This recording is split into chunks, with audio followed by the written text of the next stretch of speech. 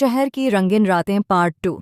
इस लड़की का काम तो तुमने उतार दिया है, तो इशरफ हंसने लगा, कहने लगा, ये भी कोई पूछने की बात, एक दफ़ा थोड़ी की दफ़ा किया है, और भी बहुत सारी लड़कियां हैं। ये सुन के तो मैं पागल हो गया। फिर मैंने उससे कहा, मेरा एक काम कर, मुझे वो लड़की बहुत पसंद है, मैंने भी उसके साथ करना है। कहने लगा, इसमें क्या मसला है, तुम्हें तरीका मैं बता देता हूँ, तुम्हारा काम बहुत आसानी से हो जाएगा। मैंने कहा, बताओ। फिर कहने लगा, वो लड़की वैसे भी बहुत लालची है, तुम उसे 5,000 रुपये दे देना, खर्चा के नाम है, क्योंकि वो गरीब भी है, उसका मियाँ इतना अच्छा कमाता नहीं है, तो लड़की खुद ही तुम्हारे पीछे पागल हो जाएगी। फिर मैंने कहा, इशरफ अभी तो मेरे पास इतने पैसे नहीं हैं, अभी अभी तो कराची आया हूँ, काम करूँगा। तो फिर मैंने कहा, इशरफ तो उससे मेरी सिफारिश करना कि वो मेरा भी काम करे। फिर इशरफ कहने लगा, यार वो असल में घरेलू लड़की है, इस तरह वो मानेगी नहीं, उसे खुद ही तुम्हें फंसाना पड़ेगा, वो फंस बहुत आसानी से जाती है, ये मुझे पता है। और हाँ, पूरी बिल्डिंग को पता है, जो मालिक मकान है ना, उसके साथ ही वो सेठ है। फिर मैंने कहा, या राशिद अभी तो इतने पैसे नहीं हैं। फिर इशरफ कहने लगा, चलो मेरे पास एक और तरकीब भी है। मैंने कहा, वो क्या, जल्दी बता। वो कहने लगा कि रात को मगरिब के बाद तो उसका शोहर आ जाता है, रात को मिलना तो बहुत मुश्किल है, और दिन में दोपहर में सब काम पे होते हैं, तो किसी को पता भी नहीं चलता, चपके से बाहर आ जाती है, और मैं उसके साथ वो वाला खेल लेता हूँ। तो कल हम ऐसा करते हैं कि कल मैं काम पर नहीं जाऊँगा, उसे मैं बुला लूँगा, और तो यहाँ से नीचे होटल पे बैठ जाना, ठीक 10 मिनट बाद मैं मेन दरवाज़ा हल्का सा खोलूँगा, और फिर तुम एकदम अंदर घसाना, इस तरह मेरा भरम भी रह जाएगा। इस लड़की के सामने मैं बोलूँगा, मुझे नहीं पता ये अंदर कैसे आया है, तो आती इस लड़की पे गुस्सा करना शुरू हो जाना कि ये तुम लोग क्या कर रहे हो, सबको बुला रहा हूँ, वो लड़की डर जाएगी, तो इस तरह तुम्हारा काम कर देगी। वरना यूसुफ, मैं तुम्हें 5,000 रुपये दे सकता हूँ, लेकिन वो इतना जल्दी मांगी नहीं, फिर भी तुम्हें टाइम लगेगा, वो तुमसे 25-30 हज़ार पहले खाएं, उसके बाद वो मानेगी। फिर मैंने कहा, यार ये तरकीब मुझे बहुत पसंद आई, उसी तरह ही करते हैं। हम यही बातें कर रहे थे कि मेरी चाची के मोबाइल नंबर से फ़ोन आया। मैंने कॉल की तो मेरी बहन सुना थी। फिर मेरी बहन मुझसे खैर खैरियत पूछने लगी। मैंने उसे बताया कि मेरा दोस्त है, इशरफ को जानते थे, क्योंकि हम तीनों एक ही स्कूल में पढ़ते थे। मेरी बहन कहने लगी, ज़रा इशरफ से मेरी बात कराना। फिर मैंने फ़ोन इशरफ को दे दिया। फिर मेरी बहन उसे कहने लगी, इशरफ हमारे भाई का ख्याल रखना, ये पहली दफ़ा कराची आया है, उसको कोई परेशानी नहीं होनी चाहिए। फिर इशरफ उसको कहने लगा, नहीं सुना जी, आप बेफिक्र हो जाएं, आपका भाई हमारा भाई है। मुझे कुछ इशरफ की बातों से शक पड़ा कि शायद उसने मेरी बहन को पहले से ही सेट किया हुआ है, लेकिन मैं मजबूर था, मैं खामोश होकर बैठा रहा। इशरफ उसे उधर की बातें करता रहा, और मेरी बहन भी उसे फरी होकर बातें करती रही। फिर इशरफ आज से पूछने लगा कि अब आप कब आ रही हैं, कि मेरी बहन कहने लगी, मेरे भाई की नौकरी लग जाए, कोई अच्छा सा काम लग जाए, तो थोड़ी आमदन हो तो भी आ जाऊंगी। इस सिलसिले में बहुत हैरान हुआ, क्योंकि मैंने अपनी बहन को कहा था कि मेरा जब लग जाएगा मैं तुम्हें बुला लूँगा। मैं तो समझ रहा था कि शायद वो यहाँ आना ही नहीं चाहती, उसे मैं बोलूँगा, लेकिन वो तो पहले से ही प्लानिंग करके बैठे थे। अब ये मौका ठीक नहीं था कि मैं उससे इस बारे में पूछता हूँ कि कराची में मेरा उसके अलावा और कोई जानने वाला भी नहीं था। मुझे यकीन हो गया था इशरफ की और मेरी बहन की पहले से कोई ना कोई सेटिंग तो ज़रूर थी। आपने फ़ोन बंद किया और मोबाइल मुझे दे दिया। मुझे कहा, यूसुफ में खाना पड़ा हुआ है, तुमने फ़रज में देखा तो है ना, वो घर वाला खाना खाओगे या हम होटल से लिए। मैंने कहा, इश्क में घर वाला ही खा लूँगा, कोई बात नहीं। फिर मुझसे पूछने लगा यूसुफी से, तुमने सोचा किया है, तुम यहाँ पर क्या काम करो गे? मैंने उससे कहा, यार मुझे कुछ नहीं पता, मैं तो तुम्हारे पास रहा था, उसको कोई अच्छा सा काम मिल जाए, जो भी मेरे लायक मिले। मुझे लगा मैं बहुत परेशान हूँ, लाहौर में मैंने बहुत काम ढूंढने की कोशिश की, लेकिन मुझे काम नहीं मिला।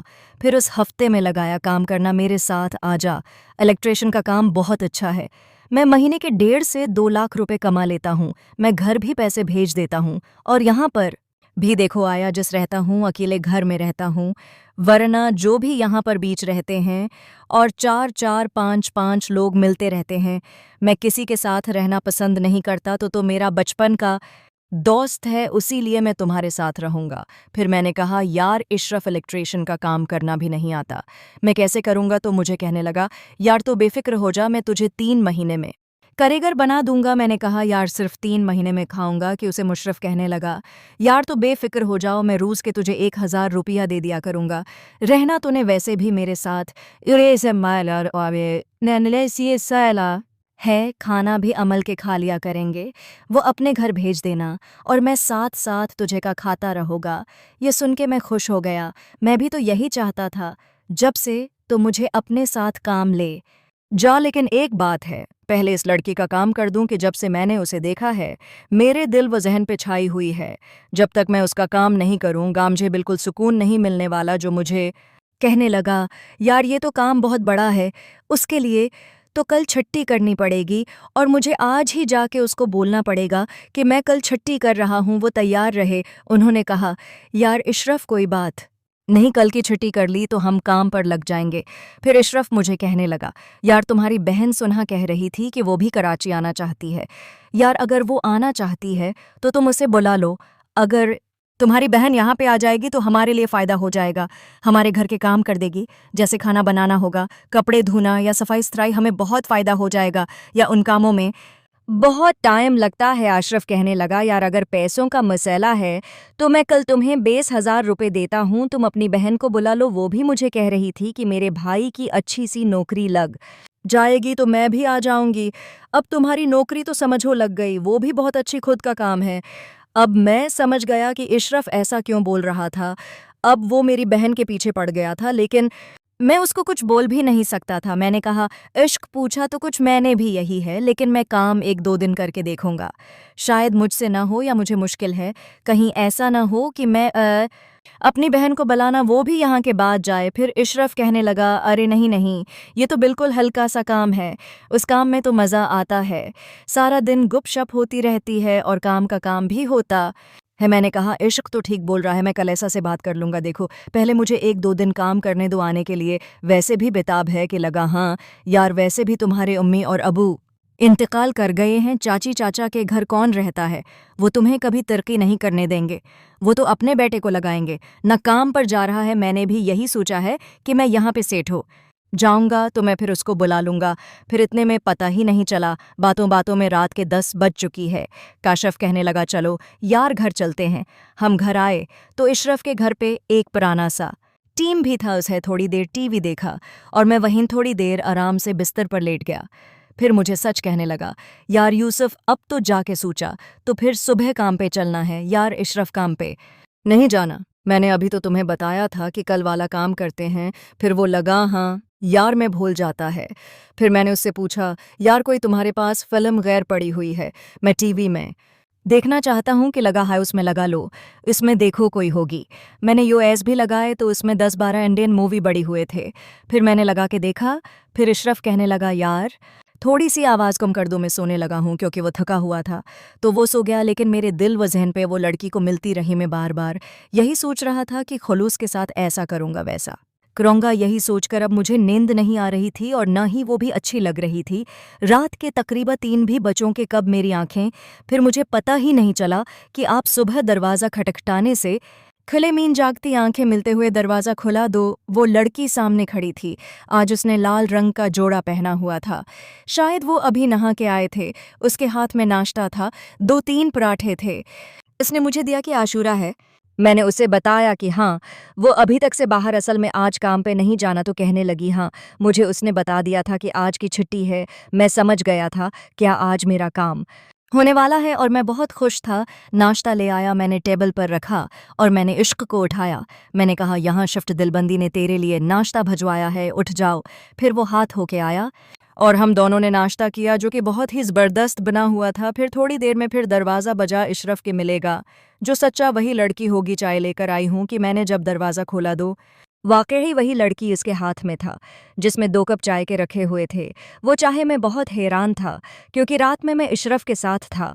तो इशरफ ने कब इस लड़की को बता दिया था कि आज तो छुट्टी करेगा, क्यों नाश्ता भजवा दे। मैंने उससे पूछा, मैंने कहा, यहाँ कल तो मेरे सामने बैठा हुआ था और फिर हम सो गए थे। इस लड़की को बोल दिया, प्यार तीनों छोटी है, बस यही तो सग्रेट होता है, हमारा लोगों को पता ही नहीं चलता और हमारा पैगाम भी पहुंच जाता है। मैंने कहा, यार फिर भी वो कहने लगा, यार असल में उसका शोहर पढ़ा लिखा नहीं है। उसने मुझे बताया है कि जब भी तुम्हारी छुट्टी हो एक पहले मुझे मैसेज करके बता दिया करो। उसके शोहर के नंबर पर वो देख लेगी तो पढ़ के डिलीट कर देगी। जब हम कल होटल में बैठे हुए थे तो मैंने उसे उसी टाइम मैसेज कर कि बता दिया था कि कल तुम तैयार रहना। मैंने कहा कि इंसान हैकरो मुझे कहने लगा, यार यूसुफ 1 बजे नीचे चले जाना, लड़की आएगी तो मैं उससे बोलूँगा कि तुम साइड पर काम कर रहे हो, और जब मैं तुझे मैसेज छोड़ो तुम एकदम इंदर आ जाना और इस लड़की पे गुस्सा करने लगना। इस तरह तुम्हारा काम आज भी हो जाएगा। अगर वो तुम्हें बोले ना कि कल या परसों तो बिल्कुल नहीं। मैंने कहा ठीक है। अब मैं दिल में खुश था। तो इस कहानी की आखिरी कस देखने के लिए उस चैनल को सब्सक्राइब कर लीजिए और टाइटिंग करनी चाहिए। शुक्रिया।